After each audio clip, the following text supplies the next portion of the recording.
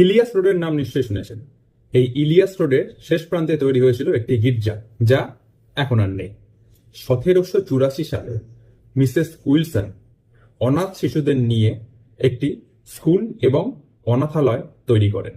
এই অনাথালয় তৈরির জন্য তিনি সাহায্য পেয়েছিলেন তার বন্ধু এবং আম জনতার কাছ থেকে। 1836 সালে এই স্কুল সম্পূর্ণ তৈরি হয়ে যায় এবং তার নাম হয় আগরপাড়া মিশনারি স্কুল।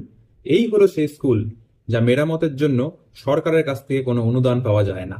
অনাথ শিশু এবং বাকি ছাত্রছাত্রীদের নিয়ে টোটাল 500 জন ছাত্রছাত্রী এই স্কুলে পঠন পাঠন করতেন।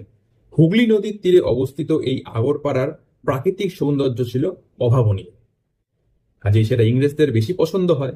কেবলমাত্র মেয়েদের জন্য এই আগরপাড়াতে প্রথম তৈরি হয়েছিল আগরপাড়া বালিকা বিদ্যালয়। এইসব কারণে আগরপাড়ার নাম চারিদিকে ছড়িয়ে পড়ে। ইংলিশ মিডিয়াম স্কুলকে অনুদান দেওয়ার জন্য সরকারের কাছে প্রচুর অর্থ থাকলেও ইংরেজদের বানানো প্রথম আগরপাড়া স্কুল মেরামতের জন্য কোনো অর্থ দান করা হয়নি। এ তো হলো আগরপাড়া বিখ্যাত হওয়ার কথা, কিন্তু আগরপাড়ার নাম আগরপাড়া হলো কেন?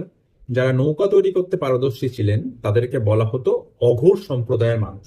এই অঘোর সম্প্রদায়ের মানুষ আগরপাড়াতে বসবাস করতেন, তাই থেকে এখানকার নাম হয় আগরপল্লী। এবং লোকের মুখে মুখে ঘুরতে ঘুরতে আগরপল্লী হয়ে যায় আগরপাড়া। যে মিশনারি স্কুলের কথা আপনাদের বললাম, এই স্কুল থেকে পাশ করে বেরিয়েছিলেন শ্রীরামকৃষ্ণ এবং সারদা মায়ের প্রথম শিষ্য স্বামী যোগানন্দ। সে সময় আগরপাড়া বিশেষভাবে উল্লেখযোগ্য ছিল গির্জা এবং এই মিশনারি স্কুলের জন্য। আগরপাড়া সম্বন্ধে আরো কিছু ইতিহাস নিয়ে আসব, আপনারা আমার সঙ্গে থাকুন। আমি কৃষ্ণেন্দু।